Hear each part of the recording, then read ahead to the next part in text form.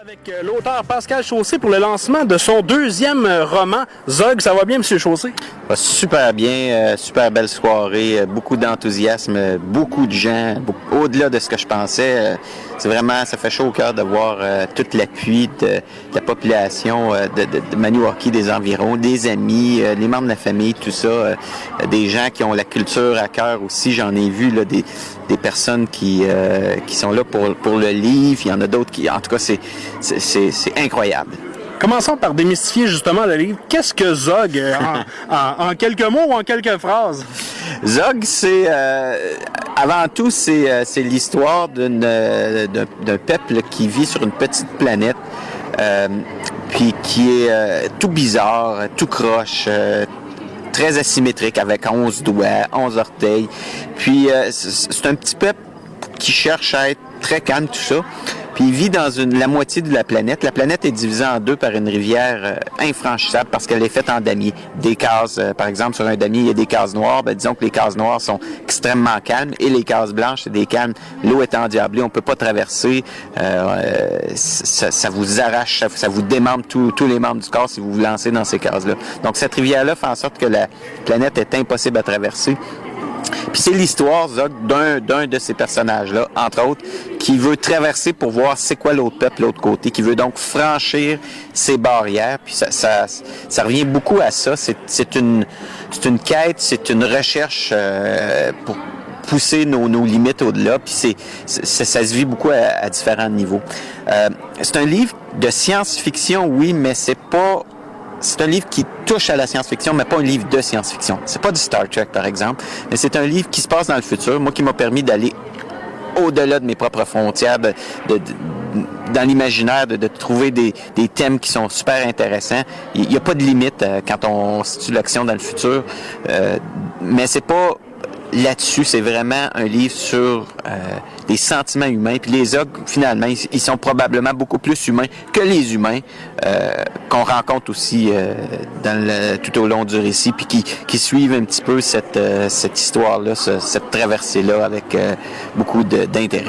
Vous venez d'évoquer la latitude que vous aviez au niveau créatif. Parlons du processus créatif. Il y a des auteurs qui vont s'isoler dans un chalet perdu au milieu de nulle part pendant 8 mois pour écrire un livre. Vous, c'est quoi votre processus créatif se résume à quoi? Est-ce que c'est le moment qui fait qu'on écrit ce qui nous vient en tête ou on a une méthode particulière pour Pascal Chaussé? J'aimerais avoir le luxe de m'isoler 8 mois, mais il faut vivre.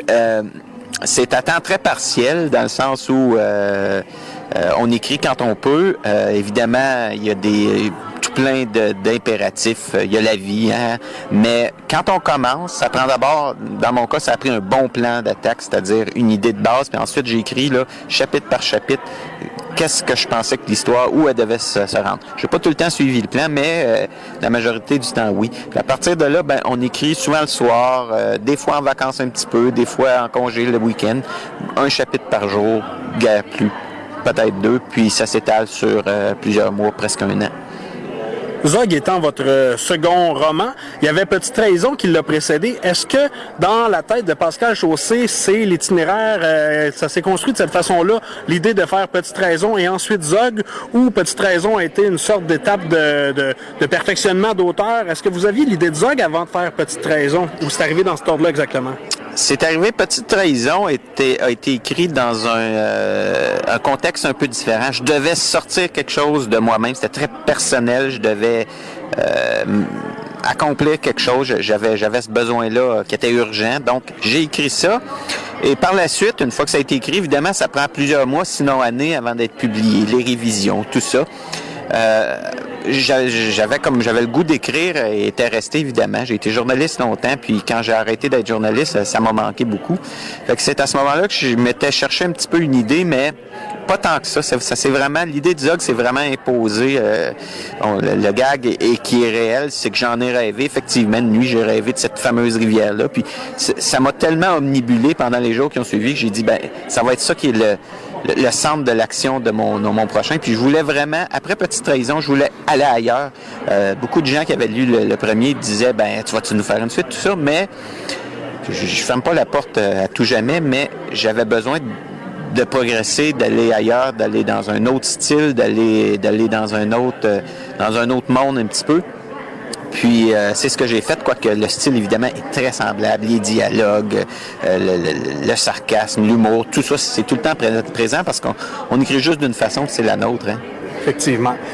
Parlons d'inspiration. Est-ce qu'il y a une œuvre en particulier ou un auteur qui a pu influencer votre développement comme auteur et dans la façon de justement de narrer une histoire, d'amener un récit à un point culminant? Qu'est-ce qui a pu être une inspiration dans votre parcours de lecteur qui vous a amené à devenir auteur? Moi, j'ai lu beaucoup, un petit peu moins récemment à cause des nombreuses étapes qu'il y a à faire quand on sort un livre. Mais j'ai toujours été quelqu'un qui avait tout le temps un livre en cours, puis je l'ai tout le temps fait pour le plaisir. Après le premier livre, après avoir commencé à écrire le premier, là, je me suis mis à lire effectivement de façon différente, à voir qu'est-ce qui marche pas. Ah tiens, ça c'est une formulation de phrase différente, ça c'est une façon de voir le monde différente. À ce moment-là, on devient super intéressé par ce qu'on lit, puis malheureusement, j'ai pas la mémoire des acteurs. Dans le cas de Zog, tout l'aspect un petit peu science-fiction, j'avais lu une trilogie qui s'appelait Mars la rouge, Mars la verte de Kim Stanley Robinson, qui m'avait bien intéressé dans ce style-là un petit peu, qui était très humain, mais situé dans un décor un peu futur. Puis, mais je lis plein de choses qui sont... Des fois, c'est juste dans la façon de présenter les choses. Récemment, j'ai lu, par exemple, Madeleine Lefebvre ici. Peu de mots, mais tellement de signification, puis tellement de choses à dire en peu de mots. Moi, je suis un petit peu plus verbeux, puis j'aimerais ça, des fois, avoir ce talent-là d'aller droit au but, droit au cœur, si directement que ça. Il y en a plein. Il y en a trop. Parlons un peu d'actualité et de littérature. Il y a un ministre de l'Éducation qui a fait une déclaration qu'il a récemment mis un peu dans l'eau chaude. Que penses-tu de ça en tant qu'auteur, comme quoi on peut couper, se permettre de couper dans l'achat de livres dans les écoles? Est-ce que c'est un risque d'enfreindre ou d'empêcher les prochaines générations de se mettre à la lecture et de s'y adonner avec une fréquence qualifiée de correcte pour la survie de la lecture? C'est sûr que du point de vue d'un auteur, c'est pas quelque chose qu'on entend avec beaucoup de jouet. Cependant, travaillant moi-même dans le domaine de la santé, je sais qu'il y a des coupures à faire. Je sais que les défis de société sont immenses. Mais il y a un aspect qui me touche bien fort, c'est la persévérance scolaire. Puis je pense que la lecture est beaucoup au centre de ça. Puis on s'est servi au lancement aujourd'hui d'une expérience que j'ai vécue moi-même avec mon fils qui est tellement significative de tout cet aspect-là. Quand il était en première année, mon fils Gabriel, très bon élève, mais il détestait la lecture. Puis à un moment donné, je me suis intéressé à ça. C'était pénible tous les soirs. Ça sont 15 minutes de lecture, c'était difficile. À un moment donné, je me suis intéressé à savoir pourquoi est-ce qu'il n'aime pas la lecture. Puis je me suis rendu compte que c'est simplement parce que ce qu'on lui proposait comme lecture, ça ne le touchait pas du tout. Fait que pendant peut-être un mois, je me suis mis à écrire tous les soirs des petites histoires. Écoutez, il était en première année, c'était très court, un paragraphe sur un personnage d'un jeu vidéo qu'il aimait beaucoup. Puis au bout d'un mois, il en redemandait tout le temps. À un moment donné, j'ai dit, écoute, ça c'est bon. Imagine, là, pour chaque œuvre intéressante que tu lis, il y en a 10 que tu connais pas qui sont encore meilleures probablement.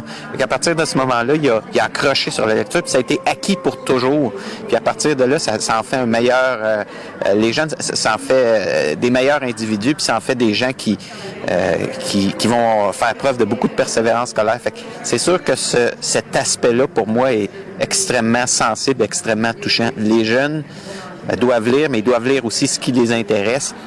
Puis il faut mettre beaucoup, je crois, le livre au cœur des écoles. Et je crois qu'il y a bien des enseignants qui le font. Là. Ce que je vois, beaucoup d'initiatives qui se font, et j'y crois énormément. Vous êtes évidemment en plein lancement ce soir de ce livre, Zog, votre deuxième roman.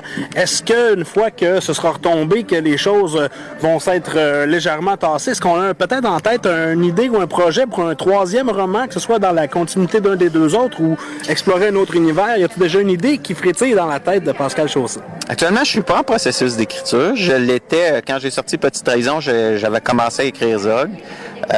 Mais je suis pas en processus d'écriture, mais j'ai toujours les yeux extrêmement ouverts. Je pense que de nature, je suis un observateur, j'observe beaucoup, puis il y a toujours soit des situations, soit des choses, des gens qui, à un moment donné, m'inspirent, puis à un moment donné, ce qui s'est passé, pour Zog, c'est que j'ai eu une étincelle, puis petite trahison aussi, puis à un moment donné, quand l'étincelle s'empare de nous, on vient qu'on n'est pas capable de faire autre chose que d'errer là-dessus. Fait que j'attends un petit peu l'étincelle, mais une suite peut-être à Zog.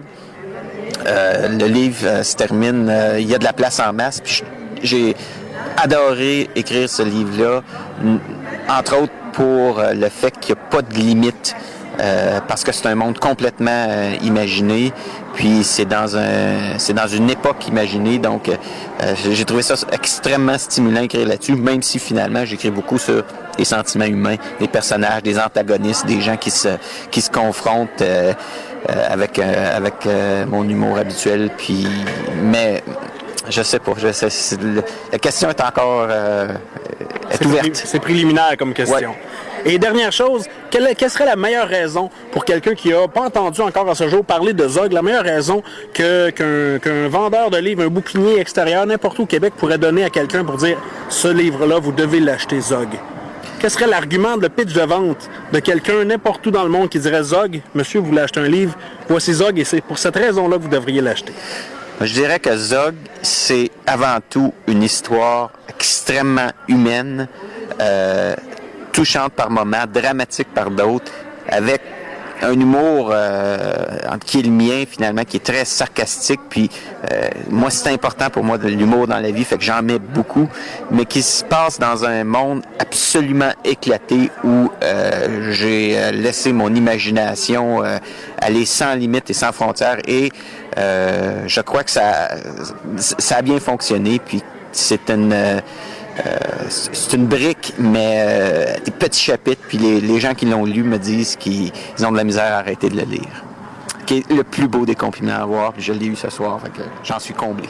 Bien, Pascal Chaussé, félicitations pour ce lancement fort réussi, et puis bonne chance pour toute la suite.